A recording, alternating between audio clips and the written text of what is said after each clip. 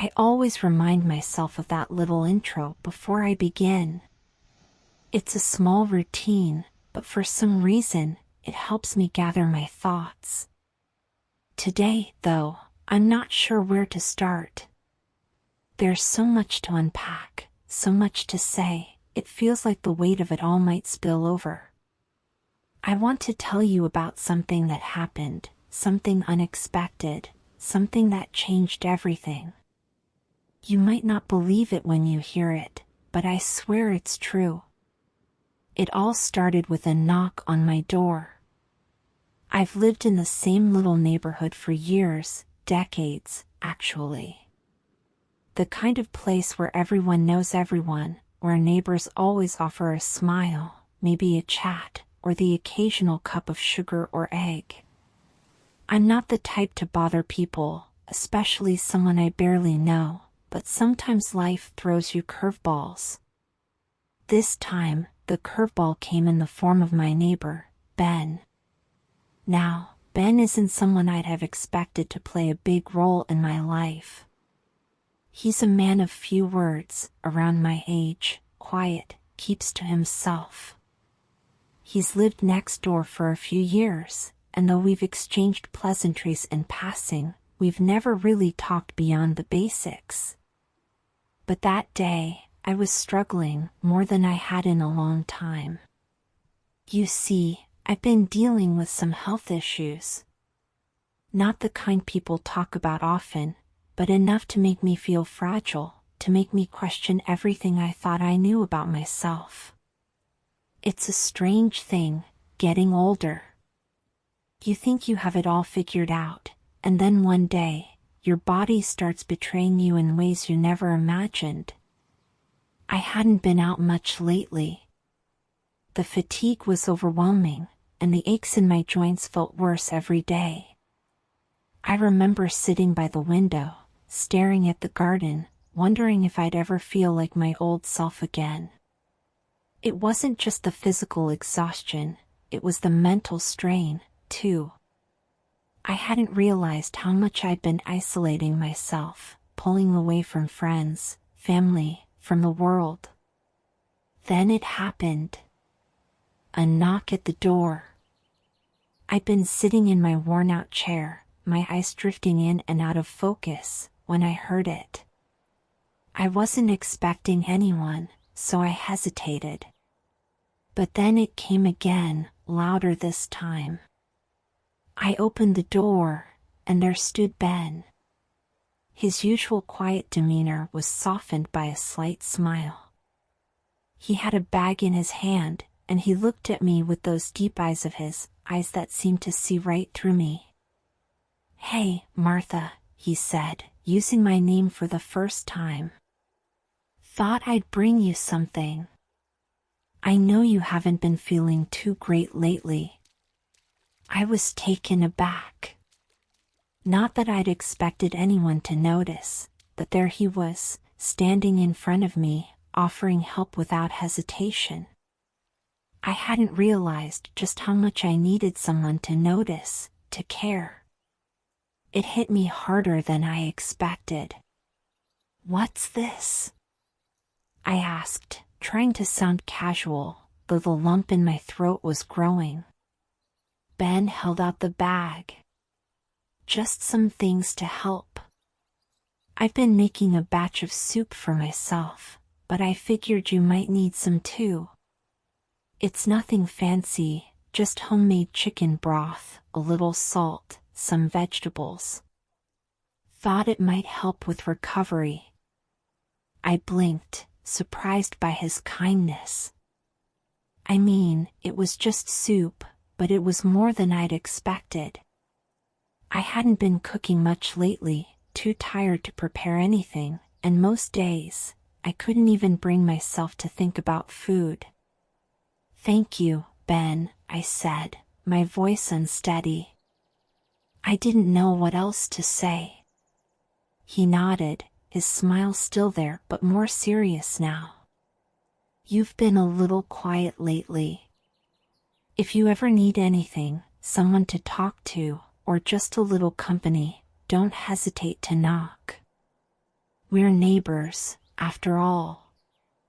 And with that, he turned and walked away, leaving me standing there in the doorway, holding the bag of soup. My heart was full, yet I felt so many emotions swirling inside me: gratitude, surprise, even a bit of shame. How had I let myself get so closed off, so isolated? I had my family, my friends, and yet I'd been pulling away from them. Ben's simple gesture made me realize just how far I'd drifted from everything that mattered. I went inside and sat down at the table, the bag of soup still in my hands.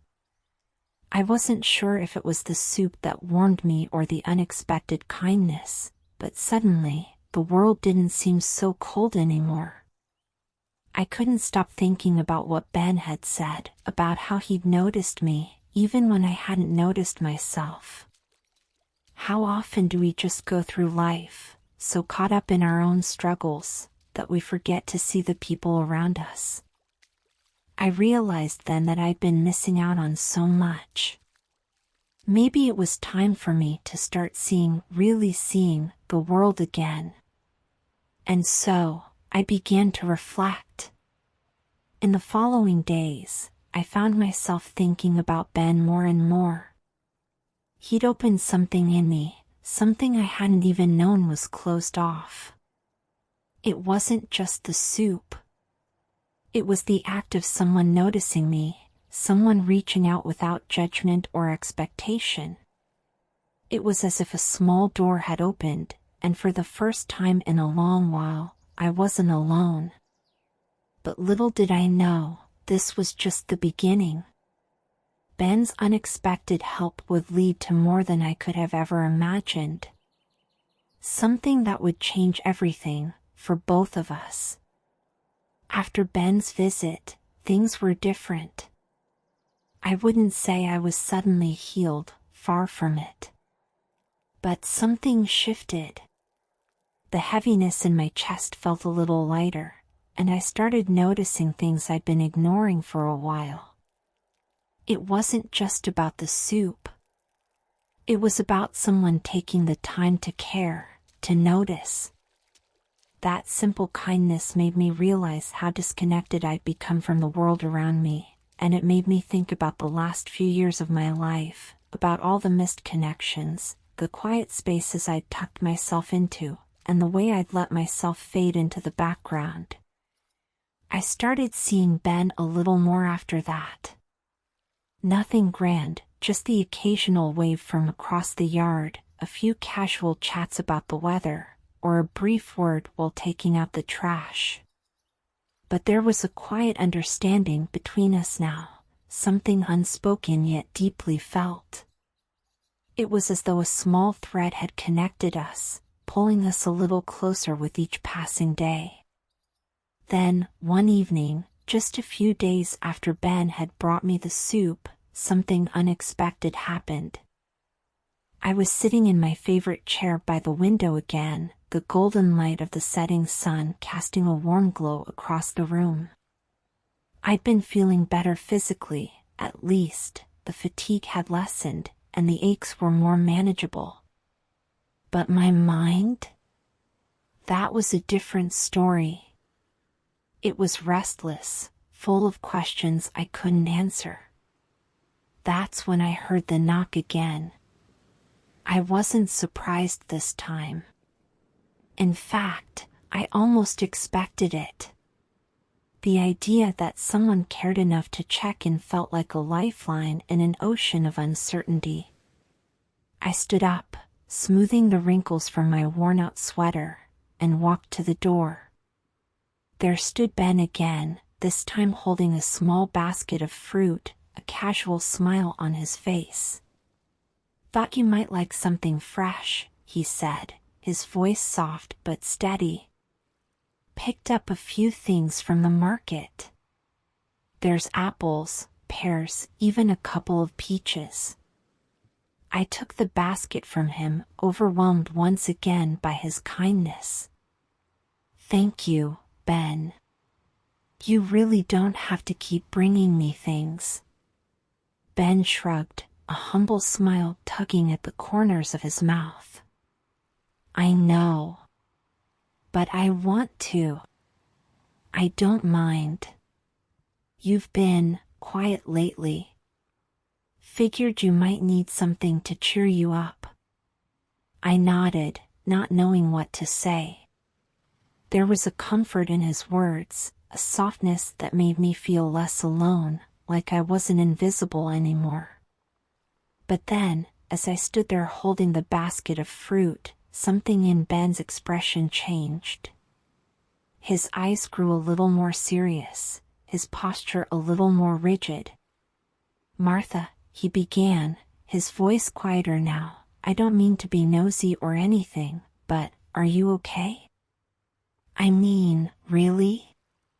The question caught me off guard. I'd spent so much time hiding behind a facade of politeness, pretending everything was fine. I hadn't realized how much I'd been avoiding facing the truth, both about my health and about myself. Ben was the first person in a long time to look me in the eye and really ask, if I was okay. I hesitated, suddenly unsure of how to respond. The truth felt too complicated to unravel. So instead of answering right away, I invited him in. Do you want to sit for a while? I'm making some tea. Ben nodded and stepped inside, and for a moment, we were just two people sharing a quiet, ordinary space. I filled the kettle and set it on the stove, the familiar routine grounding me in the moment. As the water heated, we sat in the small kitchen, the conversation turning to lighter topics, news from the neighborhood, the weather, our usual small talk. But I could feel the weight of his questions still hanging in the air, just beneath the surface, waiting to be addressed. Finally, after a long pause, I spoke. I don't know, I said, my voice softer than I'd intended. I think I've been struggling more than I've admitted, even to myself. It's not just the physical stuff. It's everything. The isolation, the feeling like I'm just fading into the background. I didn't realize how much I've been avoiding facing what's going on in my life. And it's hard to talk about. Ben didn't interrupt. He just sat there, listening, his expression thoughtful. He didn't seem to be judging me, didn't seem uncomfortable with the silence. It was as though he was simply there to listen, to be present. And that, in itself, felt like a gift. You don't have to go through this alone, Martha, Ben said quietly after a long pause. I know it's not easy. I can see that. But sometimes just talking, even a little, can make all the difference. You don't have to hide or pretend. I'm here. His words, simple and honest, settled over me like a warm blanket. I hadn't realized how much I needed that reassurance, how much I needed to know that someone cared enough to say it out loud. There's something powerful about feeling seen, truly seen, in a way that goes beyond the surface. Ben had done that for me. He'd seen the parts of me I'd been hiding, even from myself, and he'd offered understanding without expectation. The moment hung between us, filled with unspoken emotions. I didn't have the words to express everything I was feeling, but somehow, I didn't need to. Ben's quiet presence spoke volumes. We didn't need to rush. We could just be in that moment, without the pressure of expectations. And that's when I realized he wasn't just offering me help. He was offering me a chance to connect, to rediscover a part of myself I'd buried for too long. Something in me stirred, something I hadn't felt in a while. A sense of possibility. What had started with a simple gesture of kindness was slowly becoming something deeper, something more meaningful. It wasn't just about Ben helping me with soup or fruit. It was about the way he'd opened a door I hadn't even realized was closed.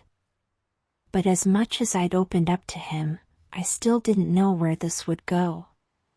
What I did know was that something had changed inside me. And, as it turns out, inside Ben, too. And that change? It was only the beginning. The days following our last conversation were oddly calm, as if a delicate understanding had settled between Ben and me. We didn't talk about everything right away. In fact, we hardly talked about anything specific. But I could feel something shifting, a subtle but undeniable change in the air between us. I found myself looking forward to our moments together more than I'd ever anticipated. I didn't know if it was because I was simply grateful for his kindness, or if something more was beginning to take root, but every time I saw him, my heart beat just a little faster. It wasn't love, at least, not yet. But it was something. A growing connection, a bond that felt both comforting and unsettling. There were times when I'd catch myself staring at him, wondering what was behind those kind eyes, those quiet, thoughtful gestures. Then, one evening, it happened. I'd spent the day in my garden, tending to the flowers that had been wilting under the summer sun. It felt good to be outside again, the fresh air filling my lungs as I dug in the dirt. Gardening had always been something I enjoyed, a small hobby I'd kept up for years. But as the sun began to set and I wiped the sweat from my brow, I felt a pull to check on Ben. It was an odd feeling, one I hadn't felt before. I didn't need anything, not really. But the thought of him was there, lingering in the back of my mind. I wiped my hands on a rag and headed over to his house, just a few steps down the street. When I knocked on his door, I wasn't sure what I was hoping for. Maybe just a simple conversation, a friendly exchange like the ones we'd had before. But as soon as he opened the door, I could see something was different. His eyes were darker. His smile, less certain. "Martha," he said, a hint of surprise in his voice. "Hey. What's up?" "I was just thinking about you," I said before I could stop myself, feeling a little embarrassed by how it sounded. "Wanted to check on you, see how you're doing." Ben stepped back, inviting me in with a subtle gesture. "I'm fine. Just working on some things around the house," he said, leading me to the living room. But there was a tension in his words, an edge to his tone that I couldn't ignore.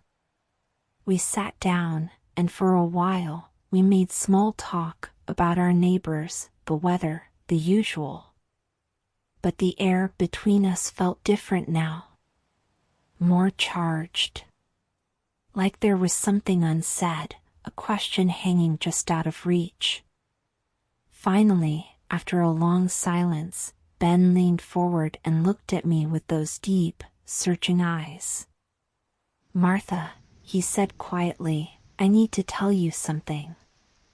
Something that's been on my mind for a while." My heart skipped a beat. The sudden shift in his demeanor caught me off guard. This wasn't the easygoing Ben I'd grown used to. This was someone who had something serious to say. "I've been thinking about us. About the way things have been," he continued, his voice steady but filled with a quiet intensity. "And I can't help but feel that there's something more between us. I know we've only known each other for a little while, but I don't want to ignore what's happening here. I think there's a connection between us that goes beyond just helping each other out. I sat there, frozen for a moment. His words felt like a punch to the gut, but not in a bad way. It was like the truth was rushing to the surface, and suddenly, everything that had been swirling around in my mind made sense. My heart was racing. My thoughts jumbled, unsure of where to go from here. Ben was laying it all out, and now I had to decide how to respond. "I never expected this," I said, my voice barely above a whisper. "I mean, I wasn't looking for anything like this. I've been through so much, and, well, I don't know if I'm ready to open up like that."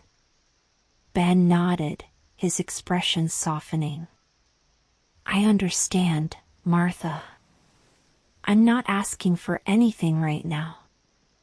I just wanted you to know how I feel. I don't want you to feel like this is just a passing thing. I care about you, Martha. More than I thought I would. And I think you might feel something too, even if you're not ready to admit it." His words hit me like a wave. I had known it, deep down. But hearing him say it out loud made everything so real, so tangible. I didn't know what I felt, not exactly. But I knew that something inside me had started to stir, something I hadn't felt in a long time. Maybe it was just the simple fact of being seen, of being understood. Or maybe it was something more, a connection that went beyond just the occasional visit or kind gesture. "I don't know what to say," I admitted, my voice trembling. "I never thought I'd be in this place, with everything that's happened. But I care about you too, Ben. I do." There was a long pause. Ben didn't move, didn't say anything for a few moments, just letting my words sink in. And then, slowly, he reached out and took my hand. His fingers were warm and steady in mine. "I'm not asking for anything in return," he said softly. "But I want you to know that I'm here. Whatever this turns into, I'm here. You don't have to go through it alone anymore." And in that moment, I felt something shift inside me. It wasn't love. Not yet. But it was the beginning of something real, something deeper than I'd imagined possible. For the first time in a long while, I felt hope. Ben's presence had unlocked a door inside me that I hadn't even known was closed. It wasn't just about his help. It was about the way he saw me. The way he made me feel alive again. Like I mattered. As we sat there, holding hands in the quiet of his living room, I realized that I was no longer alone. And more importantly, I didn't have to be afraid of what came next. The days following our conversation were filled with a quiet but unmistakable change. Ben and I spent more time together, not just helping each other with the usual tasks, but talking, sharing stories, learning about one another. It felt like something new was unfolding, like a chapter one hadn't expected to write. Every time we met, I felt more connected to him, more comfortable in his presence. It wasn't just about his help anymore. It was about him, about what we were slowly building between us. We had our first real date, though it wasn't anything extravagant. Just a simple dinner at the small bistro down the road. Ben had insisted on cooking for me, but I'd pushed back, suggesting we step out for a change of scenery. He'd agreed without question, but I could see a certain satisfaction in his eyes, as if he were pleased by my choice. Sitting across from each other at the small table, there was a sense of ease between us, the kind that only comes when two people truly feel comfortable with one another. We didn't need words to fill the space. The laughter we shared, the gentle glances, the unspoken understanding, it all felt like enough. As the evening progressed, I couldn't help but think back to everything that had brought us here, how unexpected it all had been, how my life had been so completely turned upside down by a simple act of kindness. What I'd once viewed as just a neighbor had slowly become someone who meant more to me than I could have imagined. After dinner, we took a walk. The cool evening air wrapped around us like a soft blanket. The city streets were quiet, the faint hum of traffic distant and soothing. We didn't talk much, just enjoyed each other's company. But something in the air felt different. There was a weight to it, a sense of possibility. "I'm glad we're doing this," Ben said, breaking the comfortable silence. His voice was soft, sincere. "I know we've only known each other for a short time, but I feel like we're building something real." I smiled, feeling my heart swell with emotion. It wasn't just the words, it was the way he said them, the truth in his tone. He wasn't just speaking to fill the silence. He meant it. "I feel the same way," I said, my voice a little quieter than usual. I didn't expect any of this, but now that it's happening, I can't help but feel like it's exactly what I needed. I've been so caught up in my own fears and regrets, but you've shown me that there's more out there, that there's still time to find joy, to connect with people, to open up again. Ben stopped walking for a moment, turning to face me. His hand reached out, just gently brushing a strand of hair from my face, his touch tender and reassuring. "Martha," he said, "you don't have to be afraid anymore. Whatever happens, we'll figure it out together.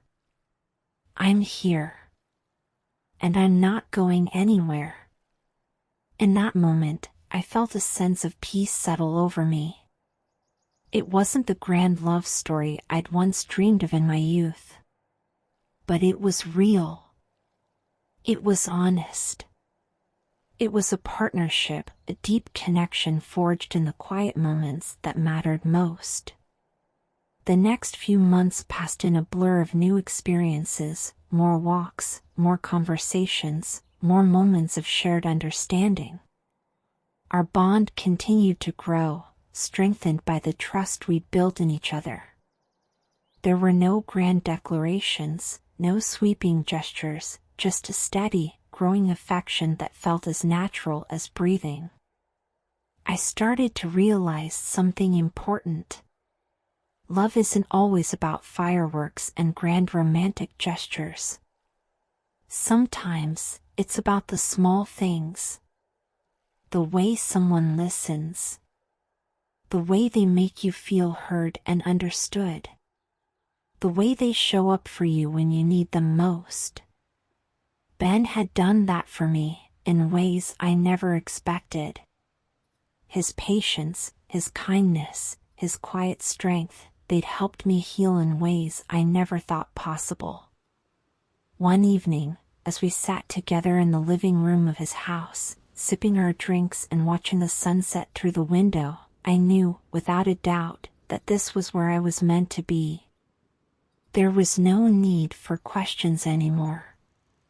No more wondering if this was real. It was real. It was happening. "I never thought I'd be here," I said softly, almost to myself. Ben smiled, his eyes crinkling at the corners. "I know. Neither did I. But sometimes life takes us where we least expect it, and we end up where we need to be. And in that moment, I realized Ben's unexpected help had changed everything.